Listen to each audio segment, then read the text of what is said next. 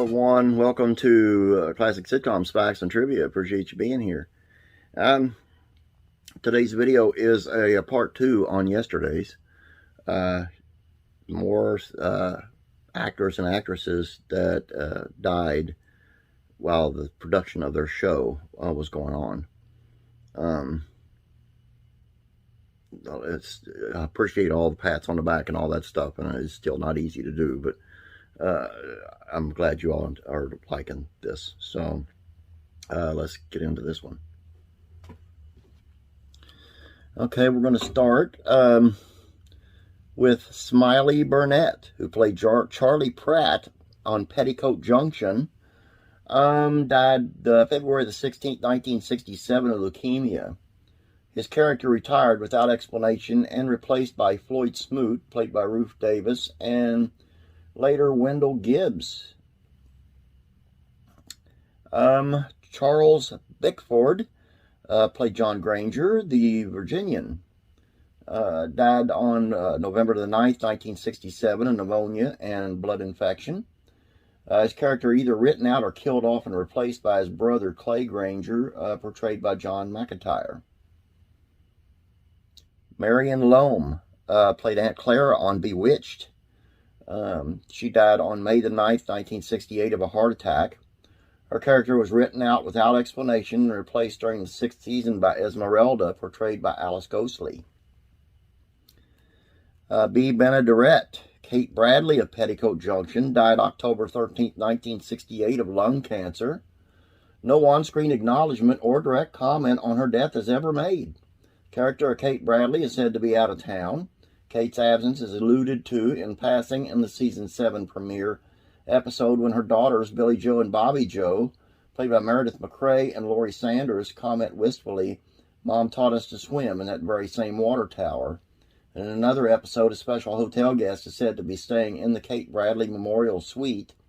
Benaderet's character was replaced by Dr. Janet Craig, played by June Lockhart.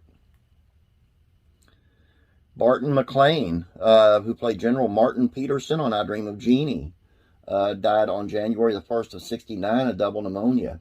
His character was written out without explanation and replaced during the 5th season by General Winfield Schaefer, portrayed by Vinton Hayworth.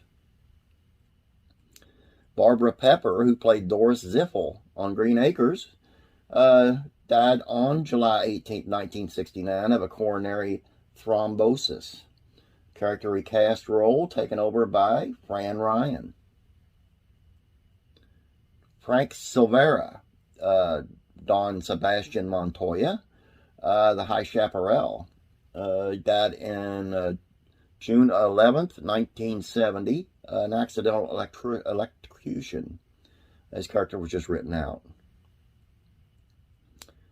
Dan Blocker, Hoss Cartwright, Bonanza.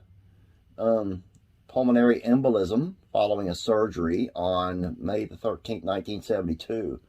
No on-screen acknowledgement was given, although Hoss's death is alluded to in at least 2 episodes. Previous character Candy Canaday, played by David Canary, returns to the series to replace Hoss. However, Blocker's death was partially cited as a reason for the series' ratings going into decline in the fall of '72 and eventually canceled. And we're going to do last but not least, and there will be a third part. Actually, let's do 2 more. Glenn Strange, Sam from Gunsmoke, died on September 20th, 1973 of lung cancer, and the character was killed off. And then we got Freddie Prinze, who played Chico Rodriguez on Chico and the Man. Died on January the 29th, 1977. Ballistic trauma to the head, self-inflicted. Episodes completed prior to his death were aired on schedule. The first aired episode after his death included an on-air acknowledgement from James Comack, the series creator and executive producer, thanking everyone for their kind words and outpouring of sympathy. Following the airing of Prince's last completed episode for the rest of Season 3, Chico's absence is explained by being away either or on business or visiting his father, with completed scripts focusing on other characters and Chico's lines either removed or rewritten for other characters. Starting with Season 4, Chico was replaced by a 12-year-old boy named Raul. While other characters initially continued to explain that Chico was away, finally in the very special episode, Raul Runs Away, aired January 20th, 1978, nearly 1 year after Prince's death, it is explained that Chico had died, but with no explanation of the circumstances. However, the ratings declined, and with Prince's death, a primary factor of the series was canceled in the spring of 1978. The last one, Freddie Prinze, was one of the saddest. It just blew my mind at the time, because, well, I was very young for one, and I never knew anyone who did that, who ever, committed suicide. And he, like Robin Williams per se, just always seemed very happy. So you never know. So that's all I got for you on this.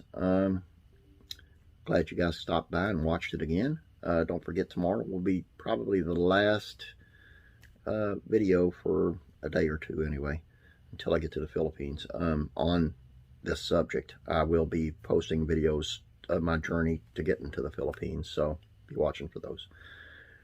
Hope you'll enjoy them. Have a great day. God bless, and I'll be praying for you.